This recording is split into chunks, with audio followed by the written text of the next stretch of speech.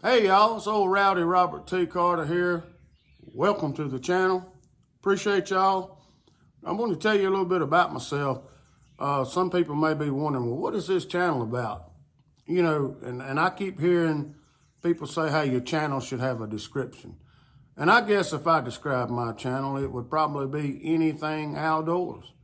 I grew up in a family that did grading and logging. And we worked hard all the time. While most kids was learning to ride bikes, me and my cousins was running chainsaws, cable blade dozers, old double barrel T-Rex 14 and TS-24 pans. Y'all may call them scrapers. Same thing, just depending on what part of the world you're in is what you call them. Down here in the South in North Carolina, where I'm from, I have figured out that we call a whole lot of things different. We talk different, but that's okay. We're all children of the Almighty, right? So we understand each other, we know what we mean, and we say what we mean, and that's just, it is what it is. So anything outdoors, I love fishing, I love hunting, I love chainsaws, I love equipment. I love taking nothing with my two hands and creating something. I like tinkering with wood. I hate mechanic work, but sometimes I have to do it because I'm too tight and too broke and cheap to pay somebody else to do it. And a lot of times it costs me more in the long run. I don't claim to be a professional at anything other than I just like doing it. I've always worked. So my family did grading, logging. We had old 160, 170 Franklin skidders with cable, chokers hanging off the back. Every tree was cut down with a chainsaw limb, topped with a chainsaw, drug to the log yard, bucked up with a chainsaw. People just don't do that no more. A lot's changed. We run old straight blade, cable blade dozers. I mean, the only way you could tilt and angle them was to make the whole machine to tilt and angle. We cleared land, we built ponds, we done building pads, we moved dirt with pans instead of excavators and trucks. So old school, worked hard. Our favorite time as a kid growing up was seining. Man, we loved seining. My uncle, my daddy, and all my cousins would all load up and go down to the creeks with the seine and catch us a mess of fish and have fish fries. And in the wintertime, our most favorite was killing hogs and making stews. We made stews with groundhogs, coons, squirrels, rabbits, turtles, you name it, it was in there. And it was good. We had fun. We worked, and if it was too wet to actually clear land or get logs out without making a mess, guess what? My family had granddaddy's old Frick sawmill, and we would go saw lumber. And if you ain't ever off-bared and toted slabs off the end of a sawmill, everybody ought to do it at least once. It builds character, work ethic, and it'll make a man out of you real quick, fast, and in a hurry. So, with that said, that's just me. Shotguns, rifles, pistols, revolvers. I love fishing. I ain't never really been to bass fishing. I like catfishing. I like crappie fishing. I like brim fishing. Or in some of y'all's terms, crappie. Either way, it's all good. We like to be outdoors. We like to work. What you see behind me is a McCulloch 1010 that I have bought and purchased off of my son-in-law. Now, when I got this thing, I tried to crank it up, fire it up, whatever you want to call it, and it hit a lick, and it ran, but it wouldn't throttle up. And I said, well, I guess I'm going to have to go in and do some carb adjusting. I took the cover off. Guess what? Bad boy didn't even have a fuel line. I'm not talking about a pinhole in it. I'm talking about gone, zip, nada, nothing. Little nipple on the carburetor with an empty hole going into the gas tank.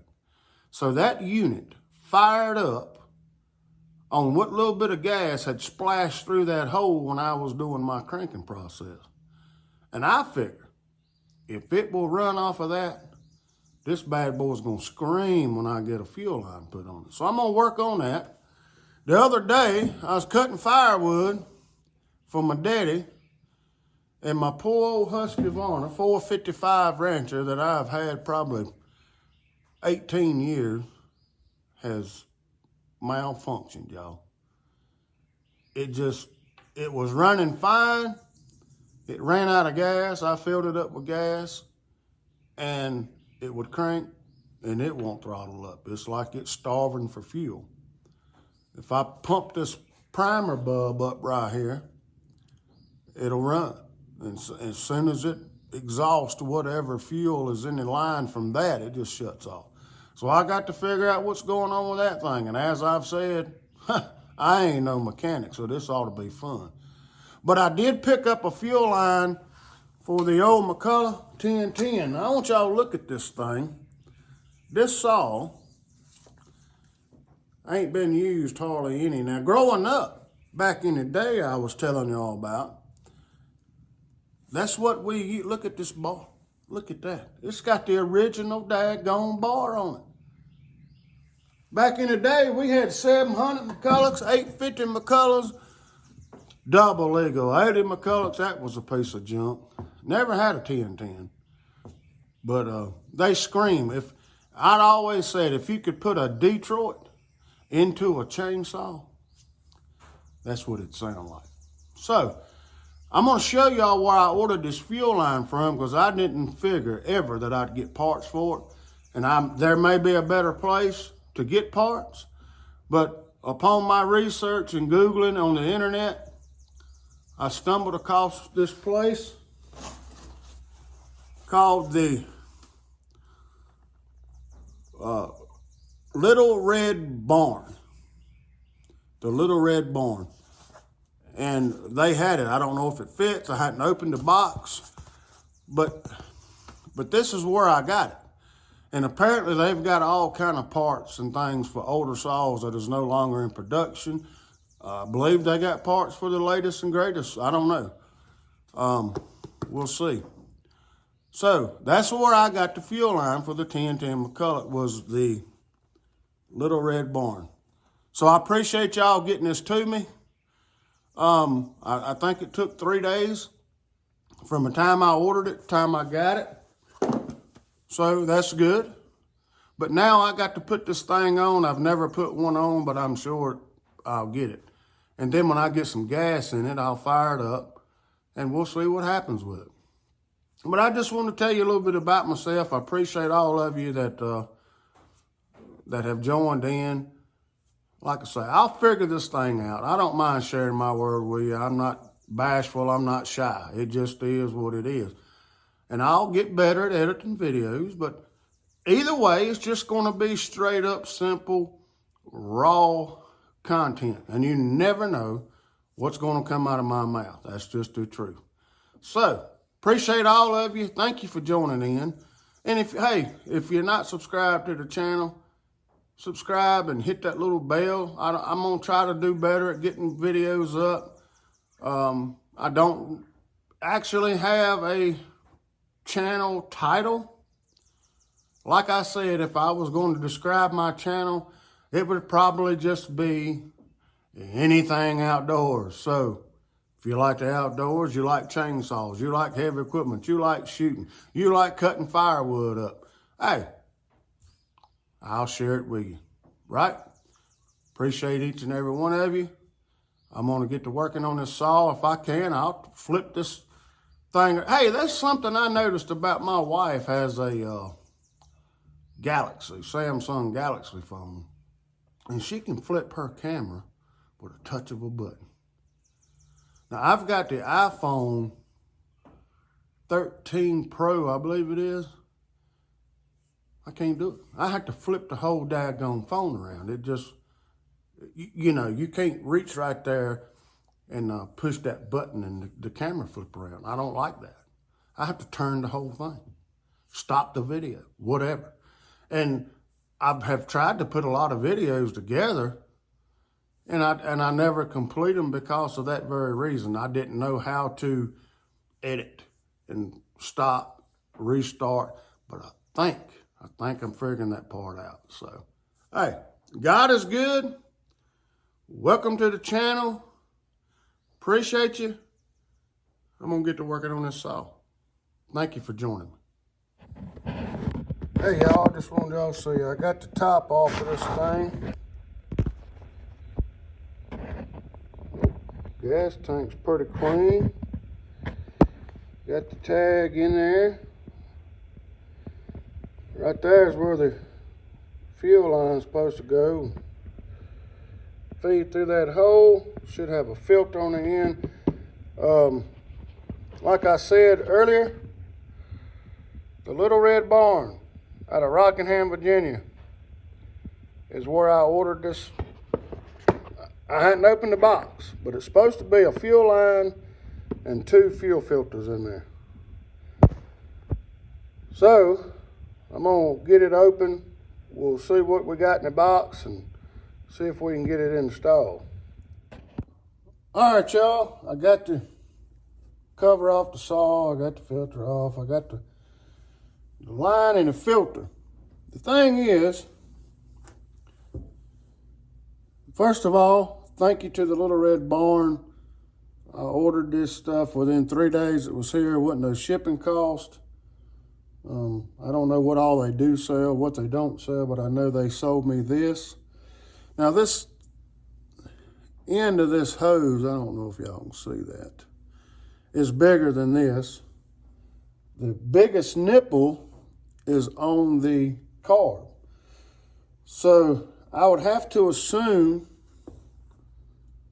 that this needs to come through the tank and out and then lock this into position. And then, I don't know if y'all can see any of that. I don't know. So I don't know how I'm gonna get this feeded through from the inside, but I'm gonna try without tearing anything up, which, knowing me, probably should have ordered 2 of them just in case, but we'll figure it out. If that'll stay right there, I might be able to take these other pliers, I don't know. Oh yeah. I don't know what's wrong with my light here, unless my battery's dead or something wrong with my light, I reckon. All right.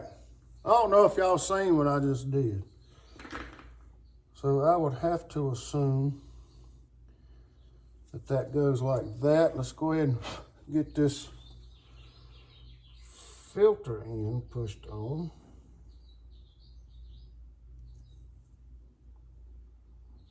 I ain't no saw mechanic, y'all. I don't even know if y'all can see what I'm doing. But y'all get to share this experience with me. How about that? So I'm just wondering if I should take a little bit of lube and lube this thing so it pops into place a little bit easier. Probably so, probably so. What can I use? What can I use? Let's use a touch of this here.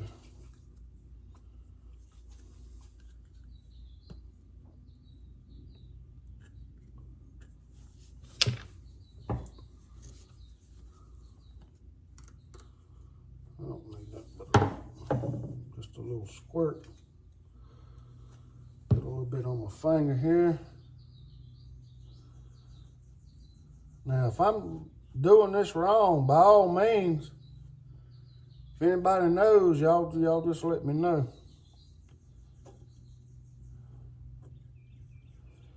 Because I don't know.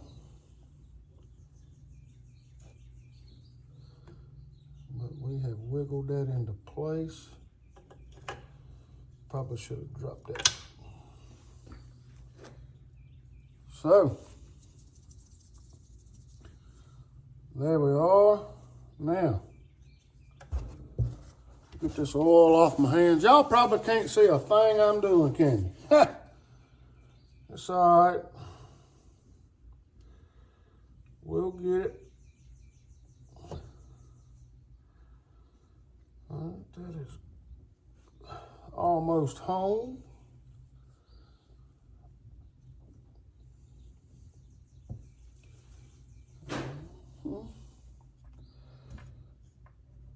That's in place.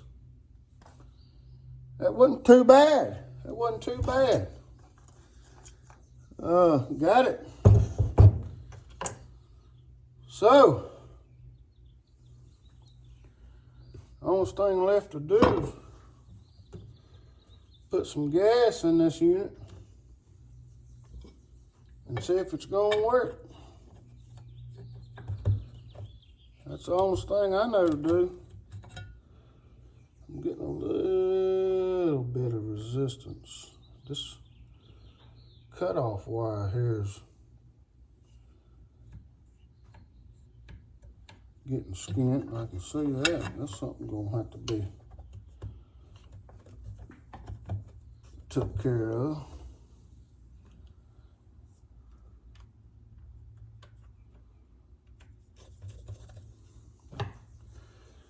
I don't know, y'all.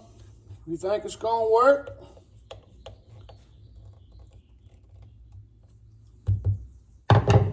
Do you think it's gonna work? Be right back.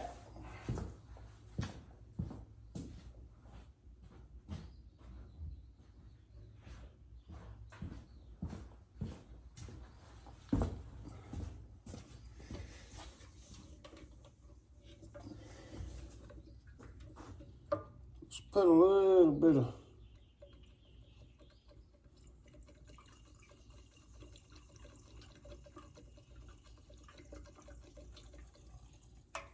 get enough to get that filter coated.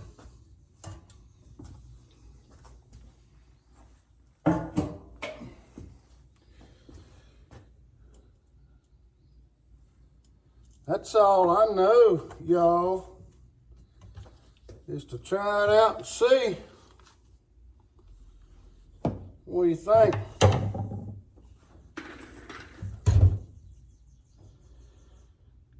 That's all I know. To try it out.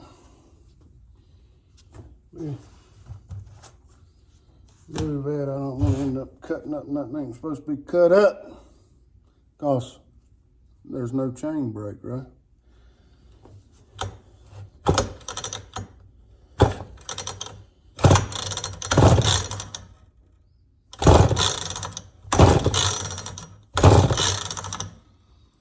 Well, it ain't quite wanting to work.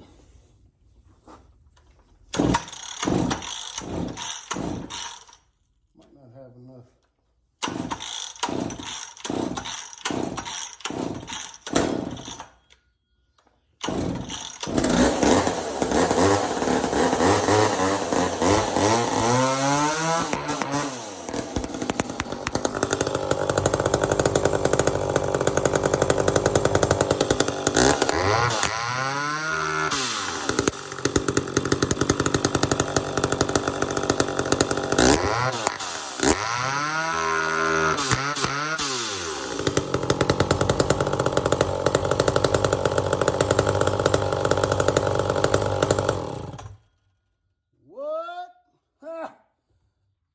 Just took a little bit to get that gas pulled up in there.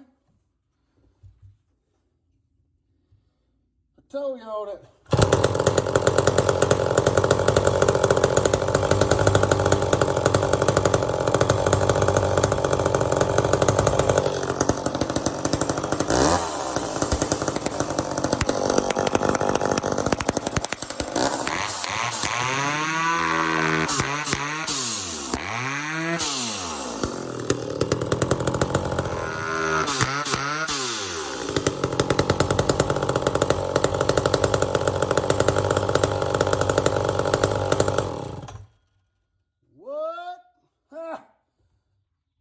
just took a little bit to get that gas pulled up in there. Well, I hope y'all enjoyed your little journey with me. I don't know how long it's been since this saw's been ran. My daddy got it, found it in a old house somewhere or something. My son-in-law ended up with it, and I got it from him. Like I said, I tried to crank it, and it would run, but it wouldn't throttle up, and I thought it just needed some carb adjustment or something. I took the cover off to check it out, and it didn't even have a fuel line. And I, of course, searched up the 1010 fuel line. It was a place in Rockingham, Virginia. I don't know where that is, called the Little Red Barn. Hey, look, Little Red Barn, thank you. The part was right. Got it within 3 days.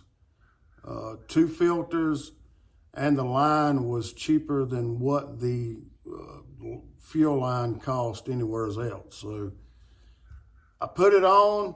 Of course, I had to pull on it a little bit extra, I would say. But of course, it had never had no gas coming to the carburetor. It took a few pulls, and she fired up. She is fired up. Sounds good, you know. Don't know if I'll ever actually use it. I just wanted it. Back in the day, like I said, we run 700s and 850s and McCullochs and things like that. So just wanted it. It's vintage. This saw's actually, from what I could tell from looking up that number, is 1970. So it's 5 years older than I am, y'all. I was born in 1975. This saw was from 1970. Don't know how long it's been sitting, but voila, bam, shakalaka, it is running. And that's all I wanted to do was hear it run. You know, make sure I didn't just waste my money. But I wouldn't have wasted my money anyway. I would have hung it up on the wall as an eyepiece in my shop. Appreciate y'all being part of this little adventure. Now I got to get to work on my Husqvarna. So we'll see how it goes.